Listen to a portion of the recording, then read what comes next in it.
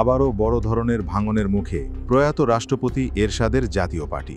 এবার party chairman GM কাদেরকে সরিয়ে কমিটি পুনর্গঠনে 28 জুন পার্টির 10ম জাতীয় কাউন্সিল ডেকেছেন সিনিয়র নেতারা।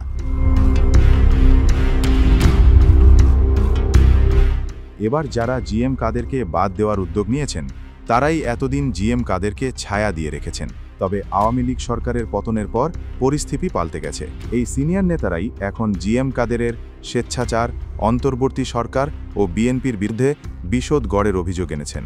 বিশেষ করে মুখ খুলেছেন পার্টির senior co chairman barrister Anisul Islam Mahmud ও সাবেক মহাসচিব রুহুল আমিন হাওলাদার। তাদের সাথে যোগ দিয়েছেন সাবেক কো চেয়ারম্যান কাজী ফিরোজ রশিদ, সৈয়দ আবু হোসেন বাবলা, শাহিদুর রহমান টেপা, শফিকুল ইসলাম সেন্টু সহ অনেক সিনিয়র নেতা। তারা জিএম কাদেরকে বাদ দিতে তৃণমূলের সাথে যোগাযোগ রাখছেন। অবশ্য জিএম কাদেরই পার্টির এই জাতীয় কাউন্সিল ডেকেছেন।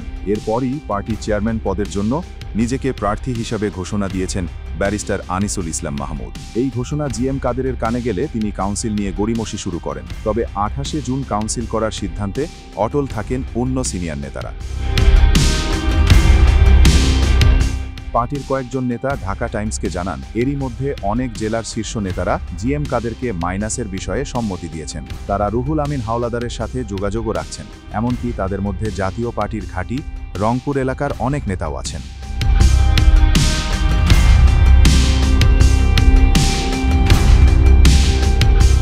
চেয়ারম্যান জিএম কাদেরকে সরানোর বিষয়ে কোনো মন্তব্য করতে রাজি হননি পার্টির মহাসচিব মুজিবুল হক চুন্নু। তবে তিনি বলেন, জিএম কাদের মুখে গণতন্ত্রের কথা বলেন, অথচ পার্টির গঠনতন্ত্রে এমন এক ধারা যুক্ত করেছেন যে তিনি নিজের ইচ্ছামতো যে কোনো কাউকে বহিষ্কার করতে পারেন, ইচ্ছামতো যে কোনো কাউকে পদোন্নতি দিতে পারেন।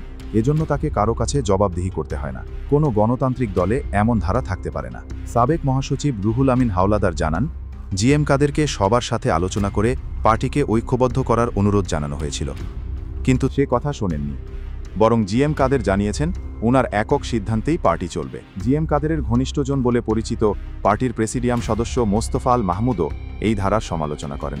ঢাকা টাইমসকে তিনি বলেন, জিএম কাদের প্রেসিডিয়াম সভার সিদ্ধান্ত নিয়ে বিরূপ মন্তব্য করেন। এটা নৈতিকতা বিরোধী। চেয়ারম্যানকে অবশ্যই প্রেসিডিয়াম সভার সিদ্ধান্ত বাস্তবায়ন করতে হবে, কোনোভাবেই একক সিদ্ধান্ত নেওয়া উচিত না। জাতীয় পার্টির senior co chairman barrister Anisul Islam Mahmud Dhaka টাইমসকে বলেন, তিনি যৌথ নেতৃত্বে বিশ্বাস করেন। পার্টিতে সকল পর্যায়ের নেতার বক্তব্য মূল্যায়ন করতে হবে। পার্টিকে জনগণের দোরগোড়ায় নিয়ে যেতে ঐক্যবদ্ধ চেষ্টার বিকল্প নাই বলে জানান ব্যারিস্টার আনিসুল ইসলাম মাহমুদ।